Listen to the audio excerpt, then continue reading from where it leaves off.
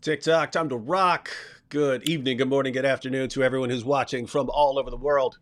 Your friendly neighborhood philosopher, David Wood. And with me now is the mighty apostate prophet, who's AP. I've noticed you've been hanging out with Christians so much that you're starting to get a few books in your background.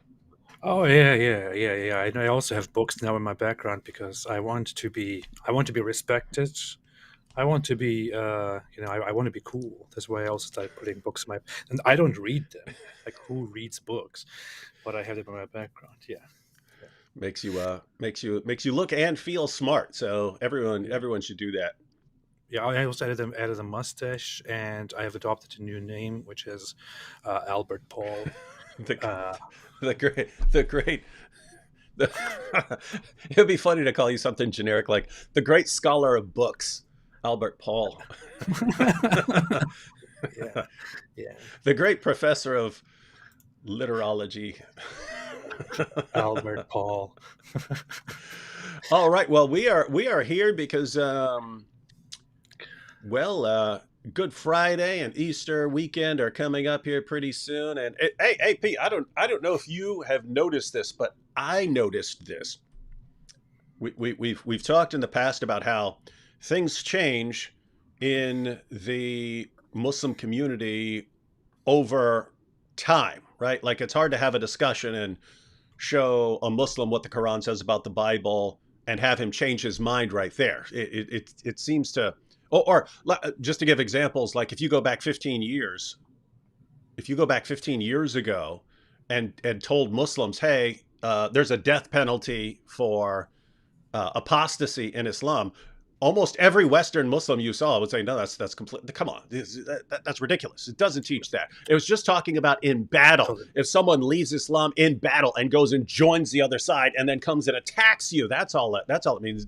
Then you wonder, hey, well, it doesn't say any of that. That's not what it's saying. It says if anyone leaves his Islamic religion, kill him. That's kind of clear. No, no, no. What he really means is same thing with Aisha. Same thing with all kinds of things. Whereas now it's very common for Muslims to admit that Muhammad was with a little girl. Now it's very common for them to admit that yes, there's a death penalty for apostasy. So the change does happen. It just seems to take 10 or 15 years to get people to change their minds. But anyway, the reason I pointed that out was obviously through you go back 15 years when we would talk about the crucifixion of Jesus in the Quran, you'd get pretty much every Muslim you'd run into would say, no, of course Jesus wasn't crucified. And they would give you some version of substitution theory. Whereas now, just like, I don't know, like 2 weeks ago or something like that, I posted 3 Quran verses every Christian should know. And one of them was about Surah 4, verse 157. And I had a lot of Muslims saying that's not what that verse means. That verse isn't denying the crucifixion. Here's what it really means. And it was just interesting that now it's like now it's becoming acceptable to question what that verse is actually saying. And so it's just interesting that we could actually be right now smack in the middle of the time when the Islamic view changes from what it's been for the vast majority of Muslims over 14 centuries to a much, much, much, much better view. So we'll go ahead and read the verse here in a second. But let me go ahead and ask you, AP, because you are from some weird sect of Islam. And there are different positions within Islam. You have the dominant position, but there's always been a minority view of 4157. So what did you believe about what the Quran says about the crucifixion? Well, first off, I would like to argue that I wasn't in a very weird sect of Islam. I was still. It was You still. were weird. Were you a Salafi? No, I wasn't. Thank you. So you're in some weird sect. All right, go ahead. So I was basically part of mainstream Sunni Islam of the Maturidi school, which is one of the three most popular. Actually, Muslims usually accepted only two schools of theology, which is Ashari and Maturidi, and the Salafi school wasn't and still isn't an accepted school among the mainstream Muslims, but it has since in the last century through some traditionalist revivalism become so popular to go with this extreme traditionalist understanding of Islam. But anyway, so I was part of that Islam, and I had a Sufi, a mystical understanding of Islam, which Salafis, traditionalists, consider absolutely terrible today. But in our view, and in my view back then, the view on Jesus wasn't too different. It was simply that it was actually the same. It was that Jesus was not crucified. That when the Quran says that the Quran says they did not crucify him or they did not kill him, but somebody else was made to look like him. So we believed that somebody else was killed in his place, somebody who deserved to die. And it was most commonly believed in our circles that it was actually the person who betrayed him, so Judas, who was killed in his place on that day. But that was a traditional belief that is entirely baseless and doesn't actually have any foundation in fundamental Islamic sources. But yeah, so the idea was the same. They thought they crucified Jesus, but they actually killed somebody else, and Allah then raised Jesus, who is a mere prophet, to himself, to heaven, and later one day he will come back and he will fight for Allah and kill the pigs and things like that, and break the cross, of course. Yeah. Bunch of dumb pigs. Yeah. Yeah. Stupid pigs. Yeah. All right. So let's go ahead and read this verse. And guys, if you're not familiar with what Islam teaches and some of the problems with it, this is going to be a good introduction. We're going to go ahead and watch the short clip where Sheikh Imran Hussein criticizes the standard Islamic narrative. He thinks there are some holes in the narrative, and just keep in mind there have always been Muslims who believe there are holes in this narrative. I mean, like educated Muslim commentators and so on. And even AP, what you just mentioned, that your group believed that someone was punished in Jesus' place, but it was someone deserving. You have these. You have a couple of categories of understanding, Surah 4, verse 157. There's always been a minority of Muslims who don't believe that this is actually denying Jesus' crucifixion. It's saying something else, and we'll look at what that is here in a few minutes. But even for those who held substitution theory, so you have that. Then you have what you might call theistic swoon theory or theistic apparent death theory, where Jesus was nailed to a cross, but he survived it. He didn't actually die from the crucifixion. That is usually associated with Ahmadis. But then even for those who appeal to substitution theory, namely someone else was crucified in Jesus' place and Allah miraculously disguised the person, you'll have two variations in the commentaries. One is the volunteer system, where they're coming to get Jesus and Jesus actually asks for a volunteer. He says, all right, guys, who wants to be crucified in my place? I guarantee you paradise if you get crucified in my place. I'm not joking. This is in their commentaries. This is one main version of this story. Jesus doesn't want to be crucified, so he guarantees one of his followers paradise if they agree for God to miraculously transform them to make them look like Jesus. So Jesus is scared of being crucified. He takes a volunteer. Someone volunteers. What? Paradise? Oh, sign me up. So someone else gets crucified in this place. Somebody has to die. Yeah, it's all voluntary. And then of course you have the divine punishment version. But there are even differences there. There are the passages. There are the tafsir that say there was Judas. There are other commentators who say that it was a guard who was assigned to guard Jesus during his trial, but the guy was like spitting on him and beating him, and therefore Allah changed him. He like switched their looks so that then let's get this Jesus guy. He's like, wait, I'm a guard. What are you talking about? I'm the guard. And they're like, shut up, liar, you're Jesus. And they crucified him. So you have all these variations. And what the most startling thing you find is just the commentators seem to be freely making this stuff up as they go along.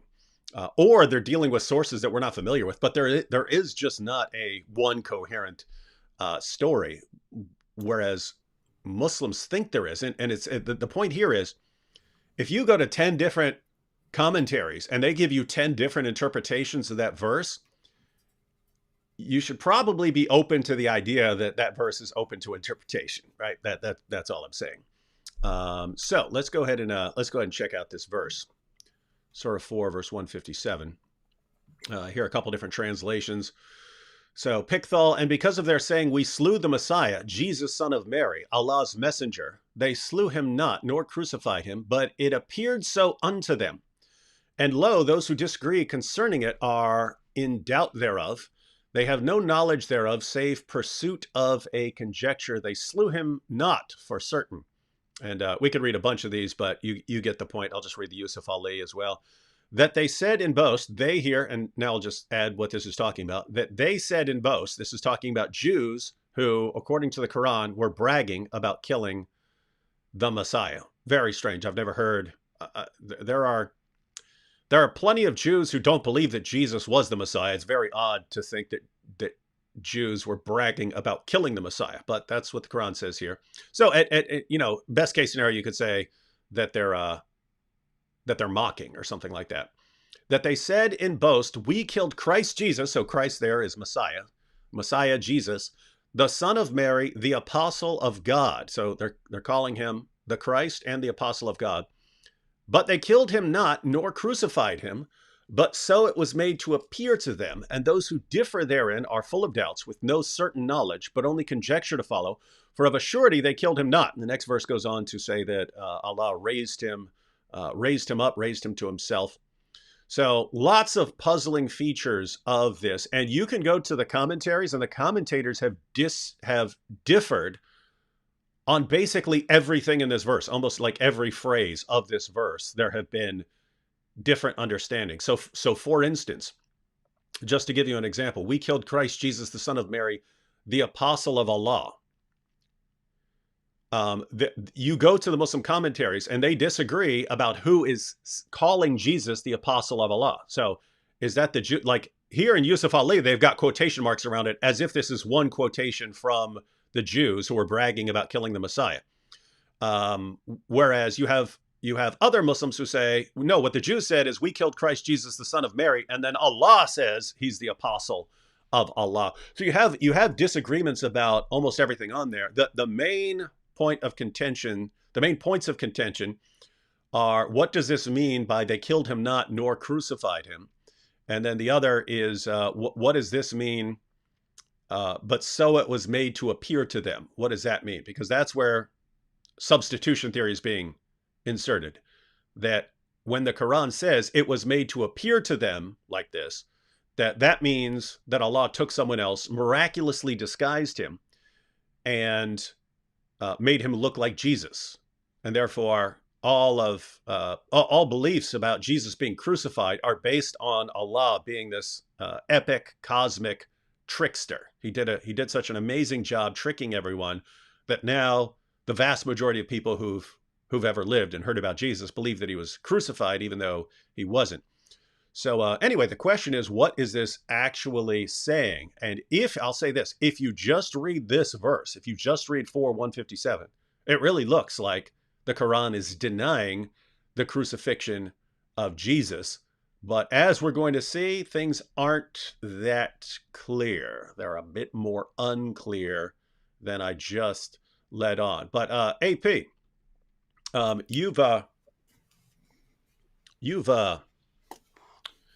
you've looked into this for a while. Hey. Yeah, so you understand that the standard Islamic narrative, looks kind of familiar, right? The common Muslim stories that we hear about this seem kind of familiar, as if we can go back and look, and find places where this standard Islamic narrative was taken from. So what have you found? Because you've interviewed Bart Ehrman on this and so on. And so what have you found?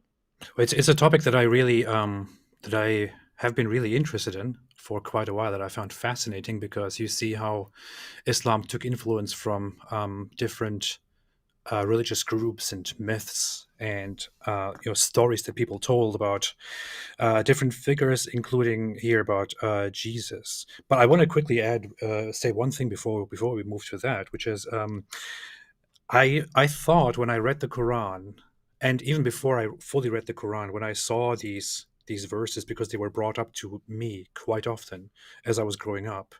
Um, I always thought this is I always got this vibe from that specific verse that I get from the Quran every single time that it talks about Jews, which is this depiction of Jews as these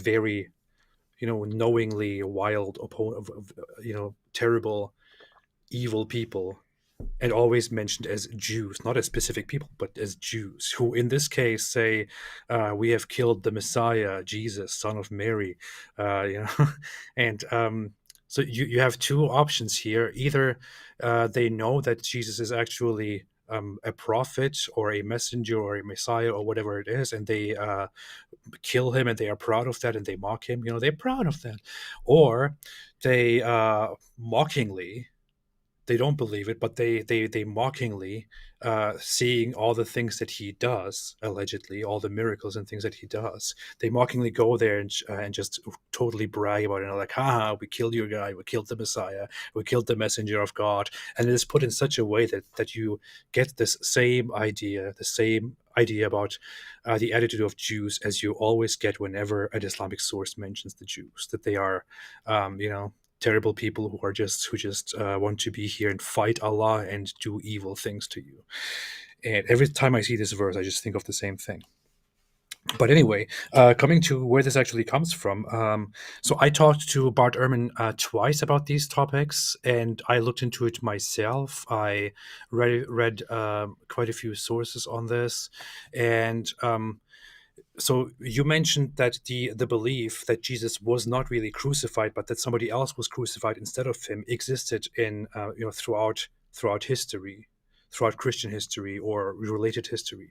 What we actually have is that there are several sources, several groups that are Christian or influenced by Christianity, that held the belief that Jesus wasn't crucified, and among those, you have the Docetic ideas, which believe that Jesus had a divine nature, which is why it is not possible for him to be crucified. So those people thought that might be Gnostic people, Gnostic Christians, or Gnostic religious groups. Those people thought that somebody was crucified on that day, but that it wasn't really Jesus.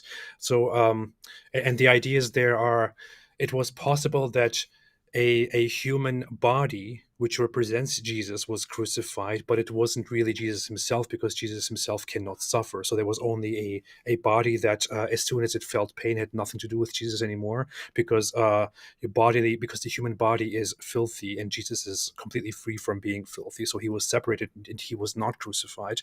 The other idea is that he was not crucified, but somebody else was placed there by him or by others and crucified in his name, that he planned this, or that it just so happened for somebody else to be crucified. There are lots of ideas. Bart Ehrman mentioned some sources. For example, one source is the Gospel of Basilides, where you find a source where it says, about Jesus, about the crucifixion, he himself did not suffer. Rather, a certain Simon of Cyrene was compelled to carry his cross for him. It was he who was ignorantly and erroneously crucified, being transfigured by him so that he might be thought to be Jesus. According to that source, Jesus also stood by and was like, he wasn't seen, but that guy appeared like Jesus, and Jesus just stood there and laughed or smiled.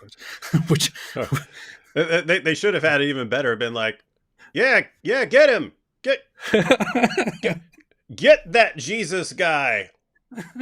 Get him, yeah. Yeah, I'm just going to go over here because I'm someone else. I'm someone else here, ladies and gentlemen. It's not me. I am not Jesus. I'm just watching. Me. That is clearly Jesus. Kill him. So this is known as substitution hypothesis. It's also found in different Gnostic sources discovered among the Nag Hammadi library that mention similar reports where Jesus is not crucified, but somebody else is killed instead of him. And yes, some of those are, for example, Book of Thomas the Contender and the Second Treatise of Great Seth. But here is the thing. I talked with Bart Ehrman about this and where these reports actually come from and what their authenticity is. And he himself, as somebody who doesn't believe in any of it, says that the idea that Jesus wasn't crucified, that somebody else was killed instead of him, is an idea that came into existence later as Christianity developed and was orally transmitted to people. And it is something that has no basis in reality. It's completely made up. It is a fiction created by different people in order to somehow explain their beliefs, because they believe, okay, Jesus is completely divine, so how can this divine figure suffer? How can this divine figure bleed or die? They don't agree with the whole Trinitarian explanations to it, so they come up with their own explanations and say, well, okay, he didn't. It was actually a human body, and Jesus himself was separated from that. But the issue is, they had those ideas because they thought Jesus is divine, because they thought Jesus is more than human. But now Islam comes along many centuries later and adopts this idea, which you only find in later heretical sources, that Jesus wasn't crucified, that somebody was crucified instead of him. And Islam strictly rejects this idea that Jesus was crucified, but it does so for no proper reason. It adopts this story from people who believe in Jesus' divinity. It says, no, they think they crucified him, but they did not. It was actually somebody else. Okay, but why exactly? It doesn't make any sense. According to Islam, Jesus was just a prophet, just a regular human. He could have been killed. He could have been crucified. But Muslims with the Quran adopted this story without knowing why they adopted it. The story is put in such a way because of the divinity of Jesus. And you can also find related stuff like this in the Quran, where the Quran also adopts some stories about Jesus from those sources again, like from the infancy Gospels, for example. It adopts stories like that Jesus had turned clay birds into actual birds, blew life into them and made them fly away. Like, this is a story that you find in the Quran. But when you think more deeply about it, it doesn't really make sense, because this story is found in infancy Gospels as part of the idea that Jesus is God, that he can give life to inanimate beings, which is why he, as the God that he is, blows life into clay birds and makes them fly away. But Islam somehow gets this story through folk influences and adopts it into Islam, while also claiming that only Allah himself can, give life. But then you have a story in the Quran in which it explains that Jesus actually turned clay things into into real birds and made them fly. But why? It doesn't make sense, right? Anyway, so lots of examples to that are found in the Quran, where it shows that the Quran, in a corrupted, ignorant way, adopted these ideas. Yeah, and you've pointed out the great irony in all of this. That so you go back to the first century, and Christians had this idea of the incarnation, that God entered creation as Jesus of Nazareth, and that the eternal divine word entered creation, takes on human flesh, and now you have something that is simultaneously God and man, simultaneously has two natures. There are two heretical directions you can go from that. You could claim that he's just a mere human being, or you could claim that he's just divine, and then you could avoid the idea of the incarnation. And then so this is the great irony that the people who said Jesus was only divine then needed to explain how he could be crucified, and so they came up with these explanations. But then we find Muslims adopting the exact same explanation when the explanations were based on the idea that Jesus is only divine. He's not a physical human. And Muslims take the exact same explanations and then say, aha, you see? And even to this day, when I challenge Muslims where this idea is coming from, or to defend what the Quran says, they'll start sending me to these second and third century gospels, Gnostic gospels, and so on. Say, hey, it says he didn't die. It's like, are you paying attention to why he didn't die according to this? Because it completely contradicts your religion. So anyway, uh, the real question here, because it's obvious that the standard Islamic narrative of substitution theory uh, is being plagiarized from earlier heretical Christian sources that under no circumstances can be interpreted as Islamic. And so the real question for Muslims is this happening? Is this plagiarism happening at the level of the Quran, or is it happening at the level of the commentary later on? Because I will say the Quran verse is very, very vague. It doesn't say anything about God taking Judas and disguising Judas or something like that. It just says it appeared so to the Jews. And it doesn't say what. It's just appeared to them as if they're crucifying and killing Jesus and getting a victory over Jesus. Doesn't add all those other details. Those come from commentators who are trying to explain what the Quran is saying. So, in other words, if this is what the Quran is actually saying, if the Quran is advocating this substitution theory about Jesus, then this was obviously plagiarized from earlier sources. If the Quran isn't saying that, but later Muslim commentators are saying it, then the influence is at the level of the commentators, not on the Quran. So it wouldn't be a problem for the Quran if the Quran isn't actually saying that. So we're actually going to look at an example of a Muslim. There have been many over the centuries, although it's always been a minority position. We're going to look at a video from Sheikh Imran Hossein, who's going to give an alternative interpretation of what the Quran says here. And then many Muslims are instantly going to reject that interpretation. We're going to take a little closer look at it. We're going to say he's actually got a point. I mean, from the perspective of Quranic interpretation, you can make a case that the Quran is not actually denying that Jesus was nailed to a cross. You can make that case. One quick comment here. Leandra says, how do I convince a Muslim about the deity of Christ, about the deity of Jesus as Son of God, if he's giving me videos based on Dr. Zakir Naik saying that he isn't? Leandra, go to my videos. It's on this channel. It's just titled Jesus, the Son of God. Check that out, because I go through how Jesus is identified as the Son of God by everyone who could possibly identify him as the Son of God. So the Father calls him the Son of God. The Spirit calls him the Son of God. Jesus calls himself the Son of God. The angel Gabriel calls him the Son of God. John the Baptist calls him the Son of God. His apostles call him the Son of God. Men call him the Son of God. Women call him the Son of God. Even demons call him the Son of God as he's casting them out. So you have this unparalleled cloud of witnesses all identifying Jesus as the Son of God. And then 6 centuries later, Muhammad comes along and goes, what? How can God have a son when he has no wife? And Muslims go, oh, great point. That's a great point. It's a great point if you have no clue what anyone is saying, right? If your target audience is completely ignorant, yes, that makes sense that you would be puzzled by the concept of God having a son. Anyway, I think that the best approach, Leandra, is to just go through all the passages identifying Jesus as the Son of God, and then to use what we call the Islamic dilemma. You're pointing out that the Quran affirms our Bible, and I would just stick with that. I would just do that over and over again till your Muslim friend gets the point. Anyway, hope that helps, and we can always. Oh, I want to add something interesting quickly. So since we talked about these stories making their way from infancy gospels and Gnostic gospels into the Quran, there's a very interesting detail that I noticed when I read through the infancy gospel of Thomas, which is so after listing a lot of things that Jesus does throughout his life, it says at some point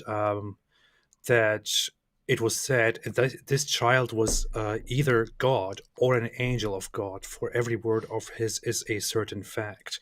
And the point that it makes and that it emphasizes there is, all of the things that you have just read about Jesus, people were so, speechless that nobody expects these things to be done by a regular human.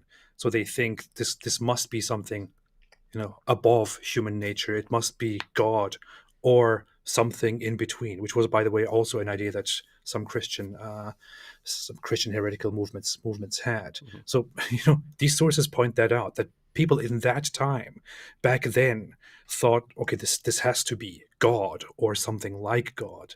But then Muslims come along and think, no, this no, he did give life and he did do all of these things and all of that, but no, totally regular prophet, just like any other. Yeah, isn't it weird? I mean, like it would have been very easy to just deny all the stuff about Jesus, but they keep the virgin birth, they keep all these miracles, including raising the dead. They keep that he's the Messiah. They keep that he's going to return to judge. They keep all this stuff. And then things calling him, the word of Allah and a spirit from Allah. They're taking all these things, which there was a reason for those things in the Christian context. Namely, he's the God man. He's the incarnate. He's the incarnate word. And then Islam denies that. Islam denies that he's the incarnate word, but then keeps all the other things, which then make no sense. If he's just a regular guy, why is he so obviously special in all of these ways? And Islam just has no explanation. Just Allah knows. Allah knows. All right, so as an initial problem, we're gonna go through the video from Sheikh Imran Hosein. I did want to point out one point here before we get started that will help people start to understand why there can be other interpretations of this verse, and that is again, as I pointed out, if you just read Surah 4 verse 157. Let me go ahead and pull it up, and then I'll give you an idea of why initially there should be some reason to at least realize that you need to take a closer look at this before you jump to conclusions. Oops. Let's see. Where is my Quran? All right, here we go. This should work now. All right. So this is Surah 4. We go down to 157. So 157, they said in boast, we killed Christ Jesus, the son of Mary, the apostle of God, but they killed him not nor crucified him. Again, if you just read that and ignore everything else in the Quran and the immediate context, that seems pretty clear. They killed him not nor crucified him. But if you look at the surrounding context, and then we'll go to the larger Quranic context later as we go through Sheikh Imran Hosein's comments. But if you just look at the immediate context is the Quran is not responding to Christian beliefs here. The Quran, get your minds around that. The Quran, in this passage of the Quran, is not addressing Christian beliefs. It is not responding to Christian beliefs. The Quran here, in context, is responding to examples of Jewish blasphemies, according to Islam. So the Jews are demonstrating that they are unbelievers in certain ways in this passage, and the Quran is responding to them. So there are all these things that that the Quran is condemning Jews for. So you look at verse 44, their covenant we raised over them, and so on. And then Allah gave them orders, transgress not in the matter of the Sabbath, and so on. But they keep breaking their agreements and so on. So notice verse 155 here, in that they broke their covenant. They rejected the signs of God. They slew the apostle in defiance of right. Then they said, our hearts are the wrappings, blah, blah, blah, blah, blah. Verse 156, they rejected faith and they uttered against Mary a grave false charge. So accusing her of committing adultery or something like that. And then, in addition to all of this, so the Quran throughout this passage is responding to Jews who are committing various kinds of blasphemies, or they're demonstrating their unbelief. And here in 157, then the Jews say, we killed Christ Jesus, the son of Mary, the apostle of God. But notice, in identifying him as the Messiah, it looks like they're bragging that they thwarted Allah, right? Haha, we overpowered Allah by overpowering his apostle or his messenger. We got the victory by killing him and crucifying him.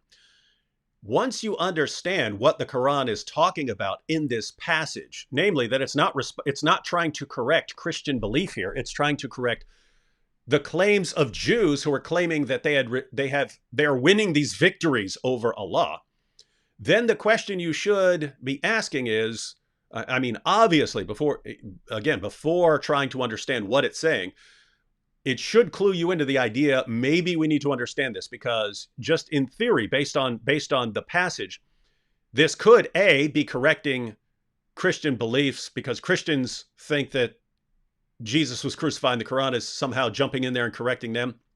Or it could be correcting Jews who believed that they had crucified him, but it's saying, no, actually you didn't, because Allah replaced him with someone else. Could be saying that. Or what the Quran is actually correcting here is their belief that they had won a victory, that they had overpowered a prophet of God and gotten a victory over God. That the Quran here is actually saying, no, you think you got him through this crucifixion. You think you did, but you actually didn't. Because, and this would be the idea, because notice, if you're looking at this, it says, well, it says they didn't kill him. They didn't crucify him. Yeah, and the idea, the possible interpretation, the possible alternative interpretation is, wait a minute, in Islam, they believe in a soul. They believe in a soul that survives. So you thinking you got victory over Jesus is just silly, because you're not killing and crucifying his soul. You might do something to his body and so on, but that's not really killing and crucifying him and giving you the victory. Instead, Allah just made it look like you got the victory. It was made to appear to you as if you got this victory. But Allah simply raised Jesus up. So Jesus is still around, and he's going to come back. He's going to return to judge you because he's been raised. So those are possible interpretations. But anyway, the point there of what I was just saying is, once you understand the context, that the verse isn't in a passage that is correcting Christian beliefs, instead it is a passage that is correcting Jewish claims, then you might want to start wondering what this verse is actually saying. And we're going to look at some clips of, we're going to look at a clip from Sheikh Imran Hossein, where he's actually pointing out, he obviously thinks the standard Muslim interpretation is completely silly and blasphemous. He believes it is one massive insult to Allah. And I have to say, I agree with him insofar as that. So the question is whether the Islamic view is actually insulting God, because that is the actual Islamic view, or if the later interpretation of the commentators is what's actually blasphemous and insulting here. Anything you want to jump in with, AP, before we check out this clip? Nope, perfectly summed it up. Let's look at it. All right, so here we have actual awesome Muslim commentator breaking this down for us. Wait a minute, we got all these super chats here. People are making it rain. People are making it rain. So we have Desert Empire here says, in the Bible, Jesus was crucified for blasphemy by the Jews and Romans. According to Islam, Jesus was just a prophet and preached Islam. So what was the reason for his crucifixion in Islam? Yeah, you'd have to say it. You can understand why Jesus of the Bible really upset a lot of people. But yeah, the Jesus you read about in the Quran is some guy going around saying, everyone believe in God. Everyone believe in one God, just one God. To which every Jew that existed would have said, amen. What, who are you talking to here? You go tell the Romans that. They're the dumb ones. We already know this, right? Instead, the Quran says Jesus going around, he says, hey, everyone believe in God. And everyone's, how dare you? We'll kill you for this. We'll kill you. You're finished. You're finished. Right? It doesn't make sense. It's so dumb. No, that's what I mean. So in their defense, they would have to say something like, Jesus was stepping on the toes of the hypocrites or something like that. And they wanted to kill him. But again, it is interesting that in the Quran, they're bragging about killing the Messiah. So it seems to be a deeper spiritual problem. And then Hyperdox said, he's going into the Greek and Latin persona. Person, what is a person? Patristically, Orthodox liturgy uses singular pronouns the in reference to the Trinity. Yeah, you might want to talk about that. We could get some discussions of theology on here, but yeah, we're going to stick to this topic of the crucifixion here. All right, we have Sheikh Imran Hossein, Muslim scholar. He's known as a specialist, Muslim scholar of like end times things and so on. And so he focuses a lot on Jesus because Jesus, according to Islam, plays a significant role in the end times. But let's check this out. When they saw him die on the cross, they were convinced he could not have been the Messiah. And so just note, he's talking about understanding what the Quran is saying. So they're thinking, aha, he can't be what he was claiming to be because he's been crucified. And so it looks like he's going to go in the direction of saying that that's what the Quran is responding to. What they did not know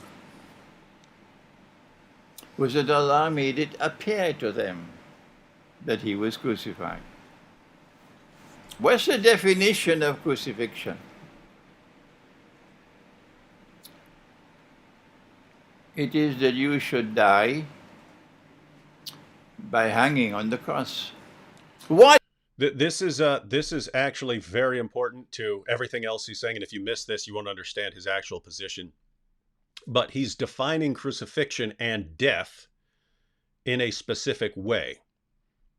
I don't think what he's saying here is actually necessary for understanding what the Quran says in an alternative way, but his definitions here, they're going to be, to say that someone was crucified is to say that he died by being nailed to a cross. That's not how most people use crucifixion. That's not what crucifixion is in the Bible. Crucifixion just means nailing someone to a cross, or even it could be tying someone to a cross, but you're putting someone on a cross. That's what crucifixion is. And then almost everyone dies from that. I know of one example of someone who didn't die from crucifixion. That's where they actually tried to take the guy down and save him. So he's saying crucifixion means you die by being put on the cross. And then he's going to ask what death is. And he says, death is when Allah takes your soul but doesn't return it. So then you're dead. It's only when Allah doesn't restore your soul.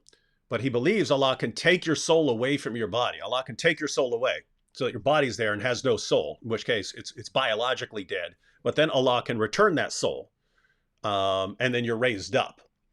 And so based on these definitions, he can read the Quran. He can read the Quran literally, but using these definitions of crucified and dead.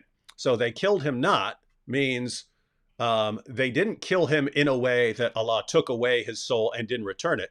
And they didn't crucify him means he didn't die by crucifixion, because since Allah returned his soul and raised him up, therefore he wasn't crucified. Now, you don't have to go down that road. You could just say, because there have been Muslims who are just thinking in terms of the soul of Jesus. Like, you didn't actually crucify him in Islam. You continue to live on. So you can't kill someone like that. But anyway, that's the direction he's going. Any thoughts on this, AP? I want to add something very quick, which is something interesting that he says, which you may not clearly understand if you don't understand the Islamic way of thinking about sleeping and dying. In Islam, according to the Quran, when you go to sleep, Allah takes your soul, and you get your soul back when you wake up. And if you don't get your soul back, then you are dead. So these are the two deaths. You die when you go to sleep, and you wake up when you come back to life and get your soul back when you wake up, and you die when you really die, and your soul is not given back by Allah. That's interesting. I also find that he sounds like the Islamic Osho. Do you know who Osho is? No, who's that? some preacher, you know who that guy is? Oh, Osho. that guy, the Indian guy, right? Is he? Yeah. No, that guy's awesome.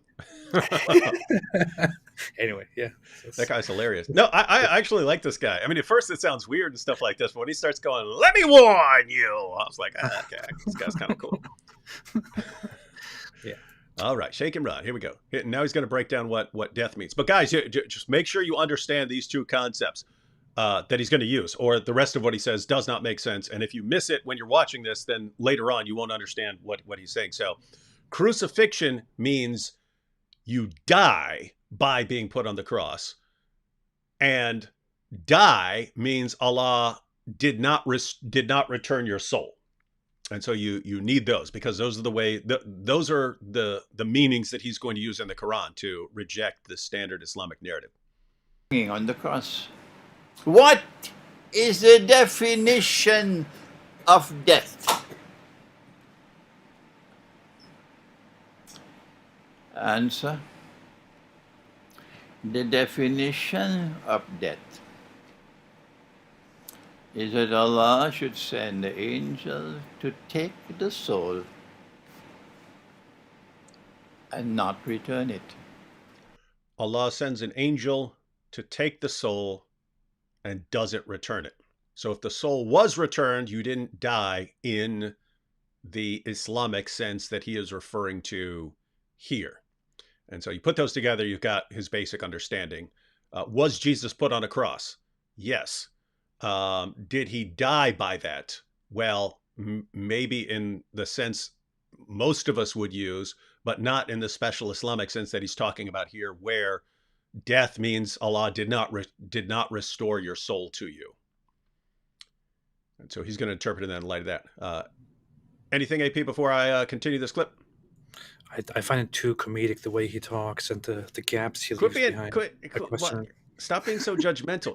I mean, it's just funny to me. I don't know. No, you're sitting here laughing at people when you got this weird hybrid German-Turkish thing going on. You're making fun of this guy. I'm not making fun. It's just always funny to me to listen to these kind of speeches. Like, what is death? It is. Yeah. Yeah, but it's funny because he'll like pause for like 5 seconds between phrases, and then when I made my video, I didn't want it to be super long, so I cut out the pauses, and then Muslims are, you edited what he said to make it sound like he was denying the crucifixion. Yeah, yeah. Interesting stuff. Is there anyone who differs with me? A bunch of people. They're all Muslims. The definition of death is that Allah should take the soul and not return it. Can Allah take a soul and return it? Tell the schoolboy, go back and study the Quran. Hey, schoolboy. I like that. It says, can Allah take a soul and not return it, or can Allah take a soul and return it? Tell the schoolboy to go back. But I like that. Hey, schoolboy, why don't you go back and read the Quran and see what death really is? Huh? Schoolboy. Yeah. I'm gonna start using that. Listen, schoolboy. He's making a reference to a certain Quran verse that is... Yeah, I will look it up in a little. Yeah, we're actually going to pull up some relevant Quran verses because, guys, I want to be clear here. I like being able to point this out as a problem for Islam. Surah 4, verse 157, that Islam is portraying Allah as this cosmic deceiver who starts false religions for no reason, tricks and deceives even the people who follow his prophets. Because keep in mind, Jesus' followers ultimately concluded that he was crucified. Where'd they get that idea according to the standard Islamic narrative? Allah tricked even them. And that's like horrifying. That is a horrifying thought that you've got this cosmic trickster who might trick you even when you're trying to follow his prophets, right? That should be a terrifying thought, especially for Muslims. Because guess what? If Allah tricked and deceived the followers of Jesus for no reason, how do you know he's not tricking you, right? How do you know he's not tricking the followers of Muhammad? If you trick the followers of Jesus, why not the followers of Muhammad? So I like being able to point that out. But once you understand some of the issues, some of which the Sheikh is bringing up here, but also some other verses of the Quran, you start looking at 4:157 going, actually, I'm not sure that is supporting substitution theory. I think there is a significant amount of room for interpretation of this verse. But let's go ahead and continue here. Cosmic Trickster sounds like a new atheist channel that goes into making Cosmic prank Trickster. videos. Cosmic Trickster. Cosmic Skeptic should come out with his prank channel. Yeah. Cosmic Trickster. I want to bring up two Quran verses. So Quran chapter 39 verse 42 and chapter 6 verse 60 are probably the verses that he's referring to when he says, "Go back and study the Quran." Those say, "Allah takes the souls at the time of their death, and those that do not die during their sleep. Then He keeps those for which He has decreed death, and releases the others for a specified term. Indeed, in that are signs for the people who give thought." Very strange, but that's what he means. So Allah can take your soul and give it back to you, or take your soul and keep it, which means you are dead. And that's why he was saying, does anyone disagree with me? Yeah. Does anyone disagree with me? Because he was gonna, hey, if you're sticking to one interpretation of 4:157, you got some problems, because you're gonna run into some problems with some other Quran verses. Yep. Someone put in the chat, cosmic knob fiddler. That again. That's wrong. I'll always get to that. Yeah, and guys, just, I mean, keep in mind, even if you don't have this verse, this is the main disturbing verse when it comes to Allah deliberately deceiving people. There are others, and this was so troubling to the early Muslim community that Abu Bakr, Muhammad's closest companion, a man who was one of a handful of people that Muhammad guaranteed would be in paradise. Abu Bakr got the guarantee that he would be in paradise from Muhammad himself. But Abu Bakr said, if I had 1 foot in paradise, I would still fear Allah's deception. In other words, I would think, hey, I'm stepping, look at it. Look at all the virgins. Look at all the wine. Look at all the little boys dancing. Oh, yeah, I'm about to step into paradise, and I've got 1 foot in there. I'm almost there. I'm so close. He said, I would still be worried that Allah's going to say, psych, haha, you're going to hell, ah, ha, ha, ha. Right? Rug pulled.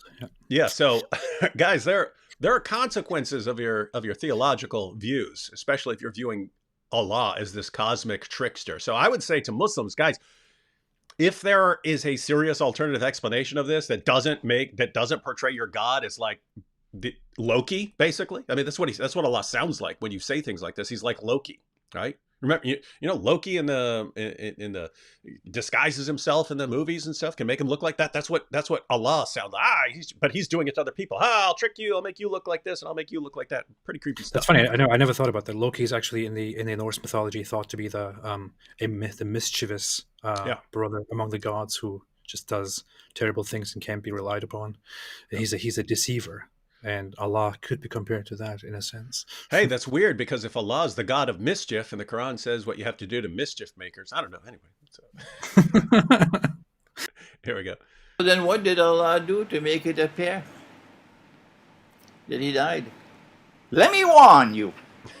I love that. And my language is sometimes very harsh, because that's the only language some people can understand. Oh, hey, Pete, did you catch that?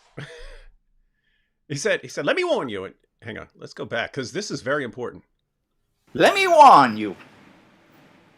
And my language is sometimes very harsh, because that's the only language some people can understand. Hey, AP, according to the Sheikh here, some people only understand harsh language. And therefore, we can't just go around being nice all the time. According to Sheikh Imran Hossein here, when you're dealing with people with some stupid ideas, you have to be very harsh. Yeah. So just keep that in mind, AP. According to Sheikh Imran Hossein, it's okay for us to be harsh in our language when we're dealing with people who are making stupid claims. Yes, because absolutely. that might be the only thing they understand. Only thing. Okay, that's him. Well, I'm going to do that from now on. All right.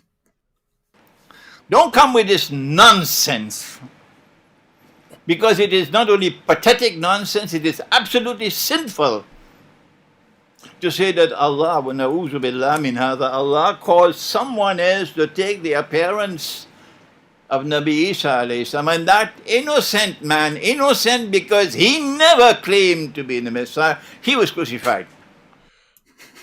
He just called the standard, most common Islamic view pathetic nonsense, or pathetic nonsense. But if you go around among Muslims and ask them about whether Jesus was crucified or not, the absolute majority, almost everybody, will say no, Jesus wasn't crucified. It was somebody else. That's what the Quran says. I mean, those who know will say that, So and that's what the majority of scholars have said. That's what all the traditional scholars say.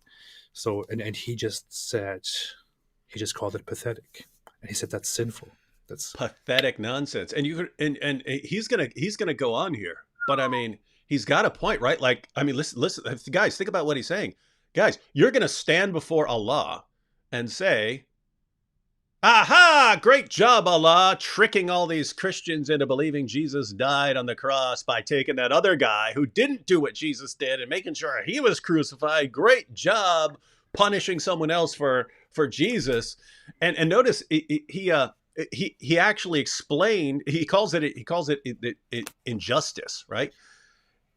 And he says that this other person was innocent. Obviously, Muslims are going to jump in. If it was Judas, he wasn't innocent. If it was the guard, it wasn't innocent. These guys aren't innocent. But he's saying he's innocent of what Jesus did, right? He's innocent of the charges against Jesus. So you're saying Allah could just take someone else who did something else, disguise that person, make him look like Jesus, and have that guy punished for the sins of someone else, or what are perceived as the sins of someone else.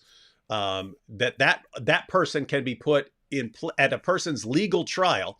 You could take someone who's done something else, miraculously disguise him, then that other person gets punished and serves the sentence, or gets executed, or goes to prison, or whatever it happens to be. Allah can do that. And he's saying, what are you talking about? Judas didn't do that. They weren't trying to get Judas.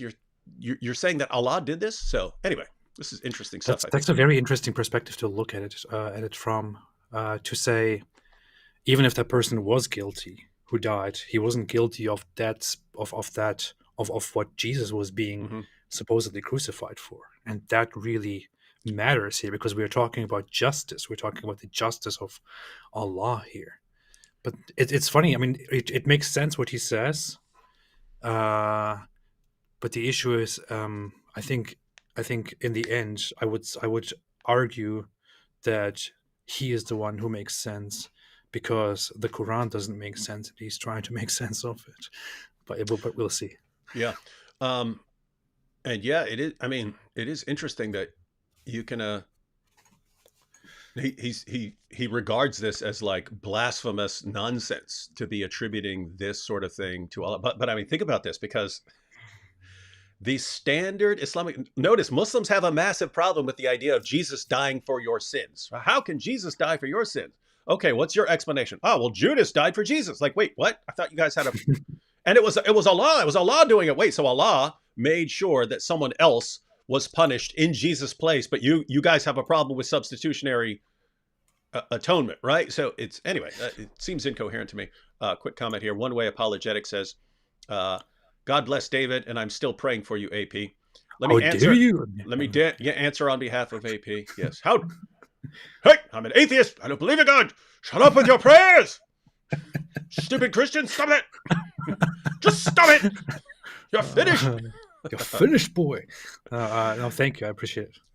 All right, here we go. And wait for Judgment Day with that nonsense. I actually like that he's like, I mean, he obviously knows that this is the standard Islamic view, but he's saying he's mad. You wait for Judgment Day when you're going to stand before Allah saying, hey, great job tricking billions of people, Allah. You did such a great job starting Christianity, because Christianity wouldn't have gotten off the ground without the belief that Jesus died on the cross. And so thank you, Allah, for doing such a great job starting false religions and tricking people who follow your prophets and so on, and for punishing someone else for what they thought Jesus did. Yeah, great job, Allah. And he's like, you're seriously going to stand before Allah making those kinds of claims?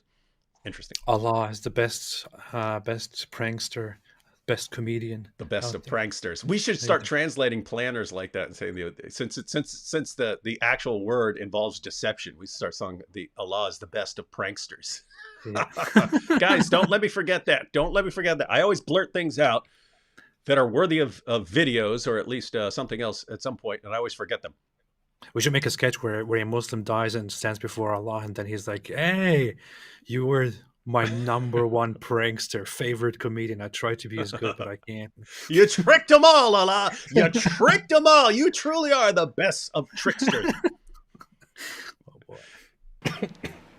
Pathetic nonsense. It's not there in the Quran. It's in your imagination. Nice. That's why it is. And yet it took the world of Islam by storm. What a brainwash ummah we are today. Oh my goodness! He just said, "Wait, what?" He just said, "What a brainwashed ummah." He called the And yet Ummah it brain. took the world of Islam by storm. What a brainwash ummah we are today. Ouch! And dude? What's amazing is I made a video going through this, and I still got comments from Muslims over and over and over again. Oh, you're misrepresenting what he's saying. He's not denying the standard Islamic view. It's like, how could he make it any more clear? He's calling you brainwashed. I mean, it's a video where he's calling you brainwashed and shaming you for the idea that you're going to stand before Allah and believe in substitution. And then Muslims will go into the comment section and say he's not denying the standard Islamic view. It's like, what does he have to say? What does he have to say for you to realize he's got a problem with your view? This is so weird. All right, here we go. Well, then what happened? All right, good Well, question. then why don't you go to the Quran? Let the Quran explain rather than go on fancy flights of imagination. Fancy flights. You're going to tell Allah on Judgment Day, you caused that man to assume the appearance of someone? That's what they're going to do. And he who never claimed to be the Messiah, he was crucified. That is an act of injustice. You attributing injustice to Allah? What foolishness. Pretty bad. Where are the scholars who will correct this foolishness? That is interesting. He's saying, where are the scholars who will correct this foolishness? He understands that it's foolish. And guess what? There probably are more scholars who realize how foolish this is. But you can't say anything because you'll be targeted. You'll be targeted like you're a heretic for denying what the Quran, what the mainstream view of the Quran is. It reminds me of Sheikh Yasser Qadi with the whole holes in the narrative interview. Every scholar who knows the history of the Quran, who knows about the different qira'at, who knows about the manuscript tradition, every last one of them knows that this idea that the Quran's been perfectly preserved right down to the letter is complete nonsense. Every last one of them knows that. And yet they can't say it. They can't say a word because they'll get eaten alive by the Ummah and you're denying the perfect preservation of the Quran. This is heresy. And so they all have to keep their mouths shut. And so this guy's pointing out, it's kind of cool. It's kind of cool that you could, be all old and stuff like this and not have to worry about your future. Like, I look forward to that. Like, man, you guys think I'm talking trash now? Imagine me at 70 or something like this. Like, there's nothing you could ever do to me again because I don't care because I'm all old. I'm all old and it hurts when I pee and things like that. And I don't care. That's a good perspective, man.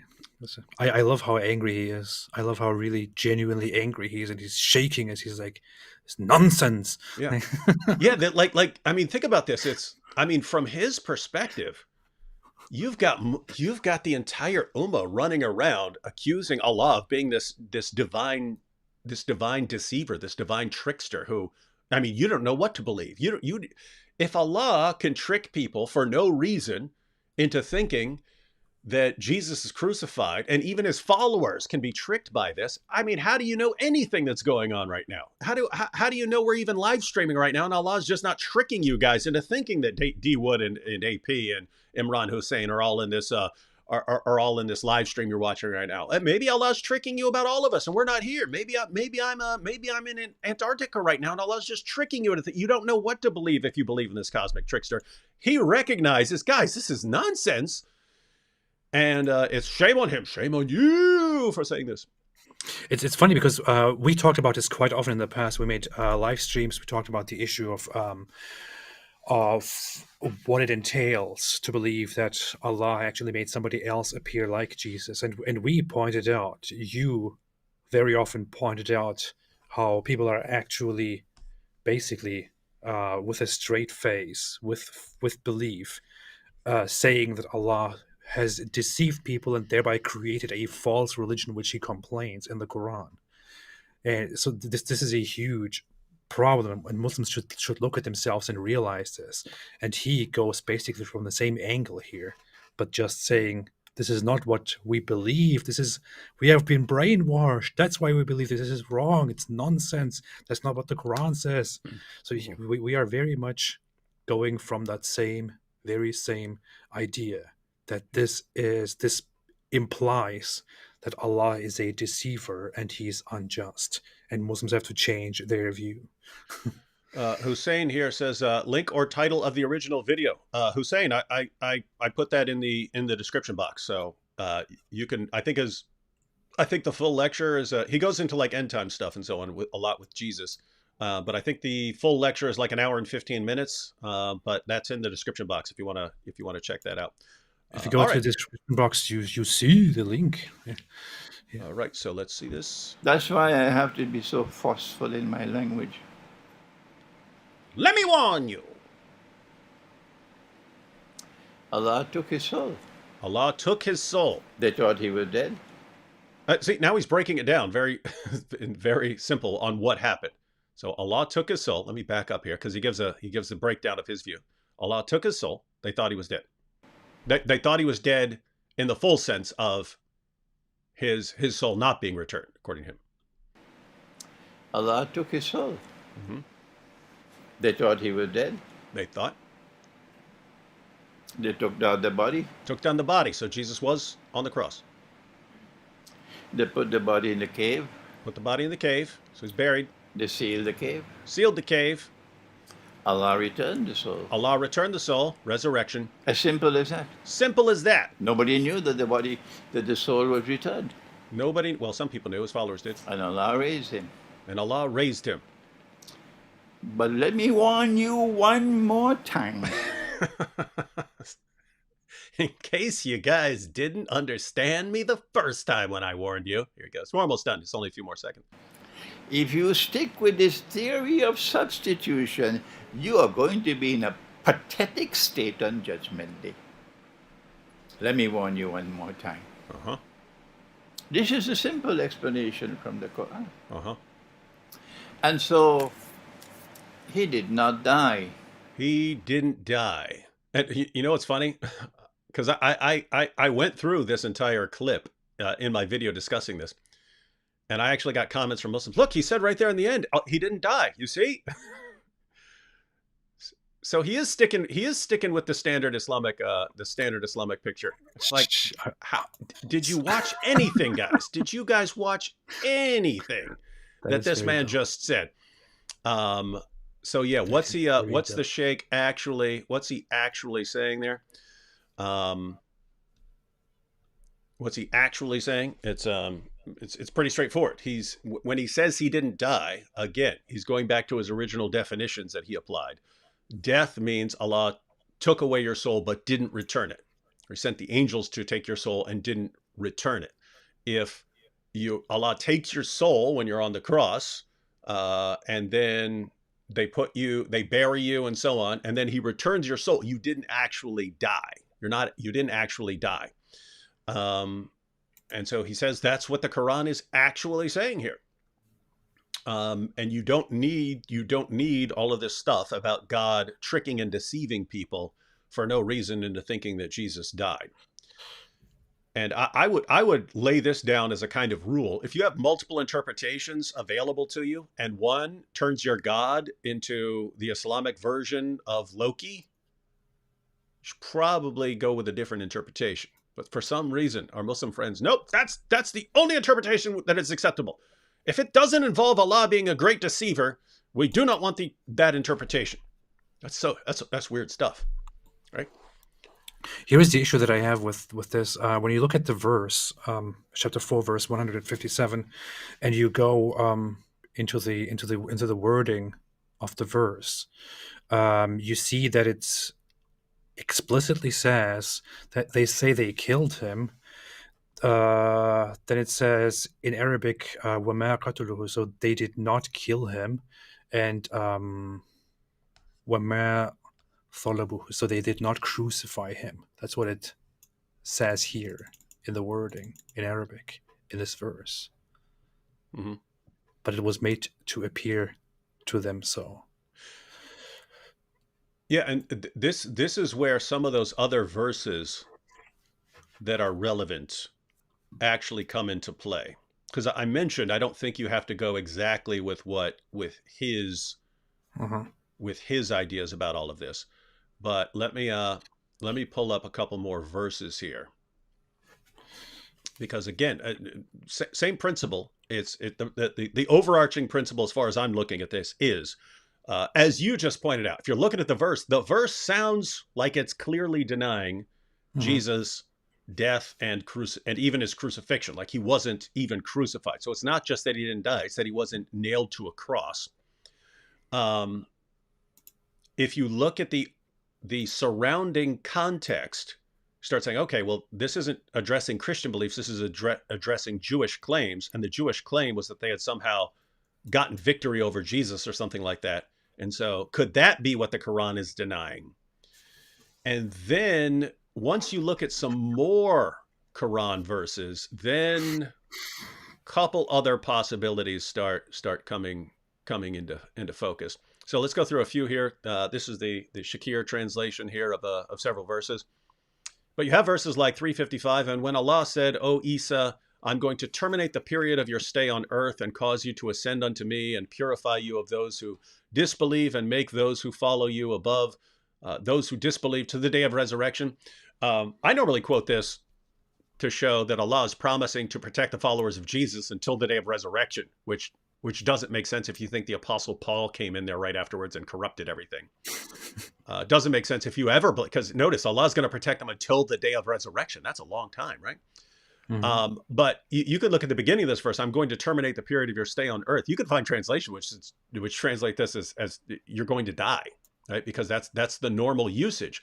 But translators have to take 4:157 into account in their translations and act like this isn't standard language for someone dying in Islam. 3:145, and a soul will not die but with the permission of Allah. Notice you have verses like that in the Quran. A soul will not die but with the permission of Allah.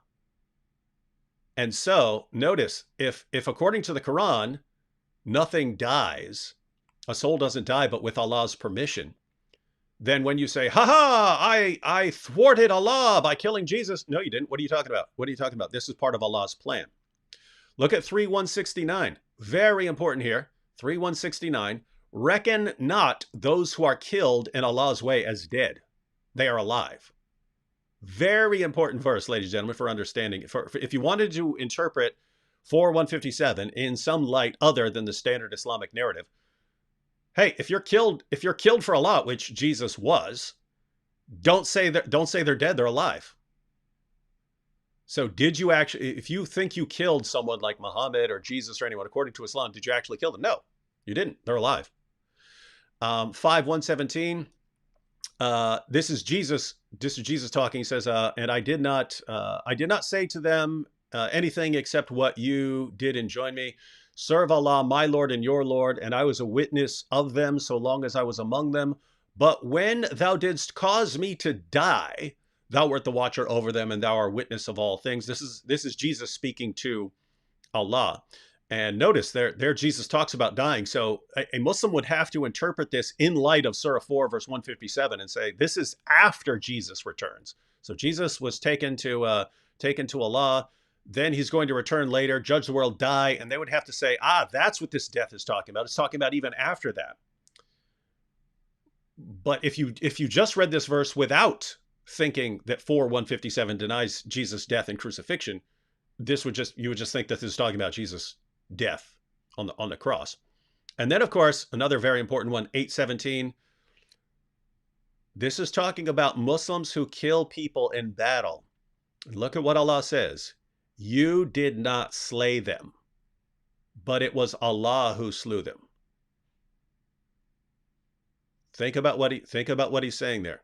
Because notice, these are people who go out, you fight in the Battle of Badr, you kill a bunch of people, you chop some heads off, you slit some throats, and then you come back and say, hey, I killed 11 people. And Allah's response is, you did not. Allah actually killed them. You were a mere instrument that Allah was using to achieve what he wanted. Get your minds around this, because just 817 by itself, let alone some of these other ones, just 817 by itself should start making you wonder what the Quran is saying. Because think, if you went and killed someone, in battle, you killed 11 people, you come back, you brag about it, and Allah says you didn't kill them, and you say, what are you talking about? Notice, is Allah saying the people weren't killed, that it didn't happen, that these people didn't die? No, he's saying he did it through you, and that you are a mere instrument of his will. So anyway, the point is, you have passages like this, you have verses like this, where Allah says, you didn't kill them, I did. You didn't kill those guys, you didn't chop those heads off, I did. I simply used you. So if the Jews are saying, according to 4:157, if the Jews are saying, ha ha, we killed him, we crucified him, well, think of that in light of chapter 8, verse 17. You didn't do it, Allah's doing that. And the idea that no one can die except by Allah's permission. If you read it in that context, in light of other things the Quran says, you would look at this and go, okay, the Jews said, we got him. But according to Islam, Allah can use people as instruments to further his purposes. And so, is Allah saying, no, you think you overpowered me, but you're simply carrying out my plans, and Jesus is alive and I took him to paradise. That's the issue. So again, as far as the Quran verse is concerned, I would say that's, given other verses in the Quran, that is open to interpretation. So my personal view would be, if that verse is open to interpretation, then you should probably go with the interpretation that doesn't portray your God as a cosmic trickster and deceiver. That would be my view. What are your thoughts? AP? All right. All right. That's my thoughts. So this is you know what I find strangest in all of this? What? Have you noticed how many verses of the Quran Muslims are quite happy to reinterpret? Of course, absolutely. And then we get to this verse, and this is somehow the only verse in the Quran that you cannot reinterpret. Yeah. If you read verses like, chapter 8, verse 17 and so on, before you read this verse, and then you read it in context and so on, 4:157 still does sound like it's denying the crucifixion. If you read it in the context of other things the Quran says, where it doesn't sound like where it sounds like Jesus died, and then you have these other verses where, you can't die unless Allah gives you permission, and hey, it's not you killing them, it's Allah doing it through you. And so when you take all those things into account, it starts to look like there's some room for reinterpretation here. And it's, for some reason, it's the only verse you're not allowed to reinterpret. Every other verse in the Quran you can reinterpret, and you come up with 50 different meanings, and Muslims have no problem with it, except this one verse. Nope, it has to mean Allah's a trickster who starts false religions for no reason. That's what it has to mean, and we can't accept any other interpretation. It is really interesting that, as you point out, that this is such a big problem. Like they have to die on that hill here. Yeah, weird hill to die on. A very weird hill to die on. That die on the hill of Allah's deception, dang it! No, Jesus was not crucified. He was definitely not killed. None of that happened. It's absolutely not true. I will not change my mind on this. Allah tricked everybody. I will not change my mind on this. Allah is a prankster. Allah is the best of pranksters. He does the best pranks. He creates the biggest false religion with the greatest prank. He's showing us how a prank is really done. And I stand by that. I am proud of that. I'm proud of Allah. It's weird. It's weird. When you could really just like this scholar sit down and look at it differently and look at it and say, hey, no, it doesn't make sense. Allah is... Our God is not a trickster. That's not what happens. That's not what the verse actually says. What the verse says is he did not really die. He was not really killed. He was raised. You don't deny it. Don't depict Allah as a liar, as a prankster. That's very wild. And I warn you. Yeah.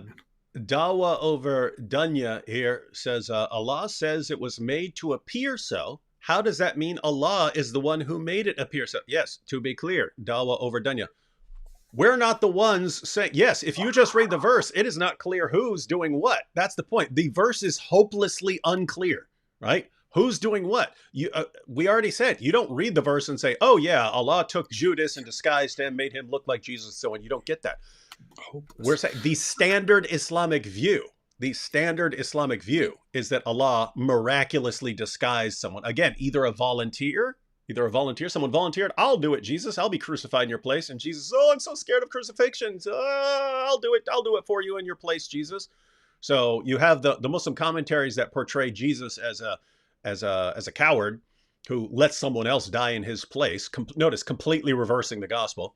Or you have this stuff about Judas or the guard, and Allah miraculously disguises that person to make him die in Jesus' place. And there you at least say, okay, well, it was a person who deserved punishment. But notice the complete gospel reversal even there.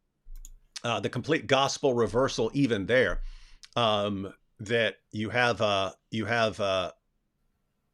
in Christianity, you have the innocent Jesus dying on behalf of guilty sinners.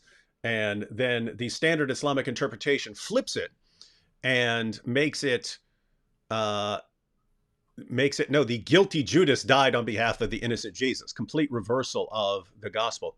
We did have a comment here from, where is it? Dr. Khalil Andani. I have to add quickly. It says the actual wording in the verse is, so they did not kill him, and they did not crucify him, and then it is, it was made to appear to them. So it doesn't even specify whether somebody else was placed in instead of Jesus. It wasn't. It's not specified who did that and why it happened. All it says is it appeared to them so, or it was made to appear to them so, as such. But in this case, again, it doesn't matter if Allah is in this verse directly and explicitly said to be the one organizing this deception. What matters is, this is such a big issue. It starts Christianity, if you go by the Quran's narrative. It starts this corrupt version of Christianity. This is how it starts. This is the catalyst. And apparently Allah, who plans things and who sends Jesus and who raises him, is part of this whole plot of making Jesus apparently die on the cross, but then saving him behind the scenes from the cross, and then letting everyone fall into this big, giant deception and starting the biggest false religion in the world. And that's on him. Yeah, it is like of all the various positions you could be glued to, why that one? Why the one that makes Allah this cosmic trickster? But notice, I mean, the phrase in question there, so it was made to appear to them, or something like that. You can interpret that in a ton of different ways. What's that saying?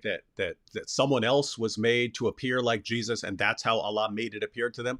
Or just, hey, it appeared to you like you got the victory over Jesus. It appeared to you like you killed him. It appeared to you like you refuted him or thwarted Allah. It was made to appear to you that way, but you didn't, because Allah raised him up, so he's good to go. Right? Notice that's what Sheikh Imran Hussein is actually getting right. It's like, okay, there is this perfectly straightforward alternative explanation. It doesn't sound like, if you just look at the verse, it doesn't sound like that's what it's saying. But if you take everything else into account, I don't know. It's weird that Muslims aren't open to this interpretation. I did want to point out here this comment from Khalil Andani. It says, David, we talking about this next week? Yes. Yeah. So yes, we're talking. I'm having a discussion with a Muslim scholar here, Dr. Khalil Andani, next week on this issue. So we're going to be talking about the Quran's perspective on the crucifixion of Jesus. That'll be on Cameron Bertuzzi's channel, Capturing Christianity. So that should be interesting. And that boring channel. Okay. Yeah. One more issue before we close out here. One more issue before we close out, AP. I just mentioned that I just mentioned that it's weird that this verse where, again, if you go through the commentaries, almost every phrase in 4:157 is open to different interpretations. And yet this is the one verse that you can't reinterpret.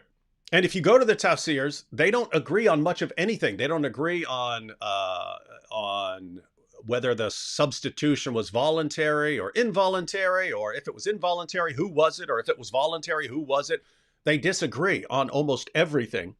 And somehow this is the only verse of the Quran you're not allowed to reinterpret. So just think of some examples here. Maybe you could bring up some on science as an example. But I'm just thinking, like, we read the words in the Quran: fight those who believe not in Allah. Say, what's that mean? Oh, it means only fight people in self-defense. Okay, so Allah gives this command, and you say, what he really means is, and you have no problem reinterpreting that. If you have like 434, that if your wife gets out of line, you warn her, and then you banish her to a separate bed, and then you beat her. What does it mean to beat her? It means tapping her with a toothbrush. Okay, well that's not what it says. It doesn't really make sense, but you're glad to interpret that in light of other things, right? You're open to interpretation. If you think of all the times the Quran affirms the inspiration and the preservation and the authority of the Jewish and Christian scriptures, right? 7:157 says Jews and Christians still have the Torah and the gospel. 547 and 540, even you go back a few verses earlier, 543, Allah tells the Jews they don't need Muhammad because they already have the Torah. 547, Allah tells Christians to judge by the gospel. And the next verse says why Allah wants different religious communities so that they can compete with each other in good works. He wants that, right? And somehow Muslims look at all of that and they say, what this is saying is everyone needs to just believe the Quran now and throw out their earlier scriptures. It's like Allah says over and over and over again, like a beating drum, that he's affirming the scriptures that the Jews and Christians have. And Muslims reinterpret all of that. What he's really telling you when he affirms the inspiration, preservation, and authority of your scriptures, what he's really saying is that he initially inspired them, but you all corrupted them, and now you all have to read the Quran. Exact opposite of what Allah says in the Quran.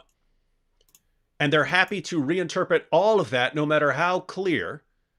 And then, as you've had plenty of experience in this, AP, talking about these scientific issues, can you think of any verses that seem to be saying one thing, like 4:157 seems like it's saying something, but our Muslim friends are happy to reinterpret those verses? Can you think of anything like that?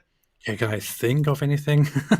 I made a video of 60 scientific mistakes in the Quran where I listed a lot of stuff, but you can think about different examples, like for example Quran chapter 36 verse 38, where it says the sun runs toward a stopping point, and so it describes the sun running through the sky toward a certain point and staying there, which is also affirmed in the hadith, where Muhammad clearly describes the sun going to a place where it prostrates and then asks for permission to rise again in the morning, and Allah says, yeah, go, whatever, and it rises.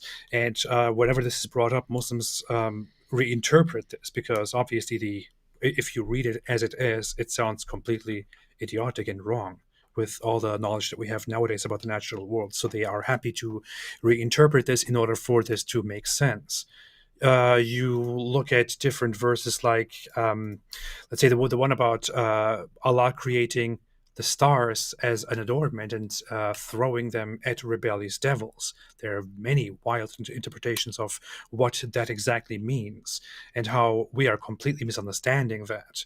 Muslims make a lot of interpretations on that. I've had different debates where they say that actually is in reference to how the objects in the universe move around, and Allah precisely planned them, and the jinns there are merely used as an allegory or something of that kind, where others like Muhammad Hijab, for example, say, well, yeah, it's true, Allah does pelt the jinns with stars, and this is just something we cannot understand because it is beyond our comprehension. It's a metaphysical matter. Lots of it. Semen coming from between the backbone and ribs in Quran chapter 86 verse 7, a very infamous Quran verse which Muslims now try to reinterpret in different ways, where they say, well, if you look at the human body and turn it around, then it looks like where the semen comes from is somewhere between the backbone and ribs, so therefore it makes sense. Or you take the Zakir Naik method and say that it is formed during the formation of a human, in the embryonic stage, or somewhere after that. Semen originates from a certain place that happens to correspond to where the the backbone and the ribs would originate. Therefore, it actually makes sense. And which by the way doesn't make that. If you just had the Quran verse and you were saying that this is referring to embryonic development, right? That would be one thing. But Muhammad also said that the entire that all humanity was in the backbone of Adam. And Adam didn't start off as a little embryo, so you can't say it refers to the embryo, because God creates Adam fully grown. So if they're still in his backbone, then it still comes out of the backbone there. And so anyway, point is, it can't be talking about embryonic development. But that won't stop Zakir Naik from interpreting it that way. Yeah, Zakir Naik can do anything. And of course, there's also one of my favorites, which is that Allah holds up the sky and prevents it from falling down on us with his strong hands. It doesn't say with his strong hands. That's what I added because it sounds funny. But the Quran verse basically says that Allah created everything and he spread the earth for us so that we may walk on it and grow things on it. And he also holds the sky and prevents it from falling down on us, which doesn't really make sense because the sky is not an object or anything that could possibly fall down on us. And Muslim apologists, like those that responded to me when I made those videos, for example, said that this is actually obviously in reference to how the atmosphere is held together around the earth, and how, if gravity somehow had a problem, then the atmosphere would disperse and move in such a way that we would die and all that. But none of that is in any way close to describing what the Quran describes when it says he holds the sky so it doesn't fall down on you, and so on. I mean, there are so many examples where Muslims are happy to interpret the Quran verses to make them make more sense, because the obvious narrative as you read it there is nonsensical. But in this case, for some reason, they want to die on that hill. Yeah, so that's kind of the takeaway to the Muslims who are watching. We've had our differences in the past. we have our disagreements. But I mean, just completely serious here. And this would be my perspective from, I might organize my thoughts more and so on before, the discussion next week on Cameron's channel. But my real takeaway position is,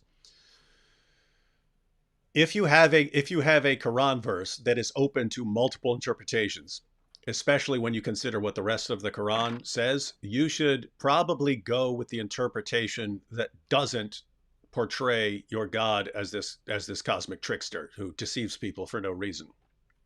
So it's to the point. Let me go ahead and say this. Let me go ahead and say this here.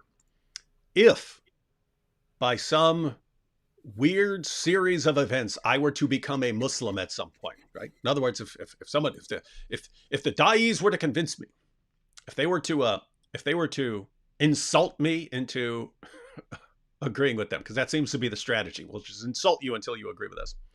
If they were somehow to insult me into submission, I said, you know what? Gosh, so many insults, so many death threats. I have to believe that this is the true religion. And I were to convert based on what I know about the Quran, affirming the scriptures of the Jews and Christians, and based on what I know about what the Quran says in 4:157, and how at least the interpretations of that were influenced by heretical Christian sources. Knowing all of that, if I were to convert to Islam, this is what I would conclude. I would conclude 4:157 has been misinterpreted by Muslims because the Quran is affirming earlier scriptures which clearly claim that Jesus died by crucifixion. That's also a fact of history, and the only way around it is to portray God as a deceiver. I'm not going to do that. And therefore, I'm going to conclude that 4:157 is not denying the crucifixion. And as far as other things like the deity of Christ and so on, I would have to say, okay, the Quran is affirming your earlier scriptures, but you must somehow be misinterpreting those passages. If you're concluding that Jesus is God, you have to be misinterpreting those. And you would have to say things like, okay, Jesus obviously wasn't dying for the sins of others, so he was dying like other prophets have died. But I even as a Muslim, I would have a massive problem with the standard Islamic narrative. I would say I can't accept that. I can't accept that position. So this is all to just encourage those of you who are watching. Of all the verses that you are unwilling to reinterpret in the Quran, how is this a very ambiguous, very confusing verse that, at least on the standard interpretation, portrays God as a deceiver? And you don't have to. You are not glued to that. You do not have to agree with that interpretation. Why would you demand to stick to that interpretation when you're so completely confident in reinterpreting all the other verses in the Quran? It's so weird. That's so weird to me. Yeah. I would say, if I, for some reason, for some very, very strange, extremely weird miracle, somehow converted to Islam again, in some weird fantasy world, I would probably have to conclude that the Quran is not the direct, unchangeable word of Allah, but that it is somehow, a different guide that went through channels, and that is just for us, written by fallible humans, and not of an infallible nature. Because even if I somehow converted to Islam, it would be very hard for me to agree that such a terrible book is actually written by the Almighty Creator. But I would also say that's very far-fetched, because not even a miracle could make me believe in Islam at this point, ever. Now you're starting to sound like Richard Dawkins. Nothing will make me believe. You can never correct anything I believe. Ha ha! You see. Here's another example. So this is Isa 87 here. This is from earlier when we were mentioning when I responded to a comment by Dawa over Dunya. But Isa here said, Dawa over Dunya tried saying that Thomas was simply in shock when he called Jesus my God. So if anyone is new to this, I'm not bringing this up just to respond to Dawa over Dunya. This is another point about what we're saying. In the Gospel of John, Jesus post-resurrection appears to Thomas, and Thomas says, "My Lord and my God." And so it looks like Dawa over Dunya is saying that Thomas just went into shock and said, "Oh my God," like someone in America would say, right? "Oh my God," not realizing Dawa over Dunya. That's something that people say today. That is not something Jews say. Jews would regard that as taking the Lord's name in vain. They didn't shout out, "Oh my God!" They didn't say that. OMG. Yeah, they did. That's not a Jewish saying, right? They had a bit more reverence for calling people God and Lord than that. But anyway, the reason I wanted to bring that up was not to even correct the point. The point here is, notice, you're perfectly willing to reinterpret what someone is saying to bring it in line with your beliefs. Well, Thomas couldn't be calling Jesus God there, so he must be saying something. You're perfectly willing to reinterpret things like that. Why not a verse that is eminently open to reinterpretation? 4:157. There has always been a minority Muslim view, even among scholars, that this verse is not denying the crucifixion of Jesus, that it's saying something much deeper about people not being able to get the victory over Allah. And even if you think you have, Allah is simply raising people, and so they're safe. And so there's always been this alternative explanation. And so why not go with it here? It really looks like you just like being on the opposite end of a Christian doctrine. That's what it looks like. It's also very strange. I did this. I asked the same thing to Sajid Lippin when he had a back and forth with me about Jesus in the Gospels and the Quran, where his position was, which is not the most popular one. His position was that the Gospels that we have today are, preserved and are as they were revealed by Allah, but that they are nowadays translated and read in a corrupt Christian light.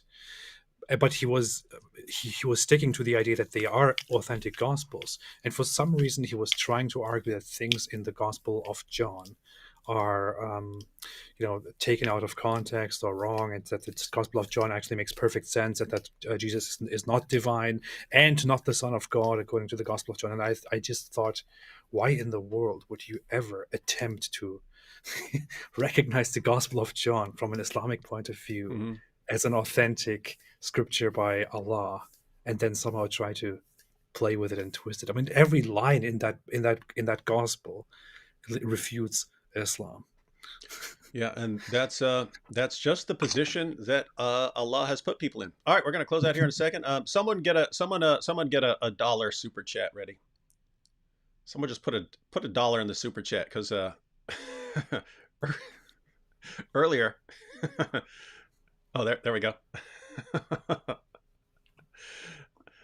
Earlier, when people were putting in super chats, I was thinking, oh, they're making it rain. They're making it rain. And anyway, I was thinking we need a stripper, ladies and gentlemen. Since people are making it rain, we need a stripper. Now, can anyone think of some part-time stripper who'd be happy to volunteer here for us? I know the answer immediately, but I would like the chat to contribute to this. So can anyone think? Can anyone come up with a part-time stripper that we might want to make dance for us? We might want to make dance for us when they make it rain. Anyone? Here we go. Ready? Ready. Since they made it rain.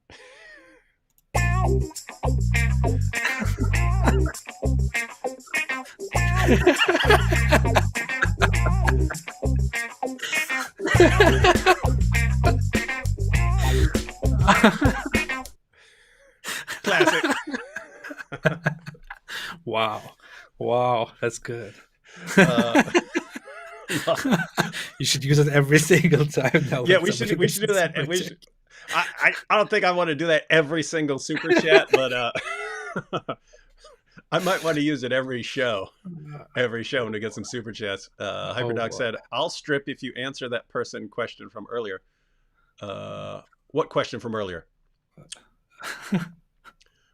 Keep in mind, we don't want you to strip, Hyperdocs, but Hyperdocs misunderstood the topic here and thinks we're looking for strippers, but no, that's not what we're doing. we're really looking for strippers, everyone. We really want them.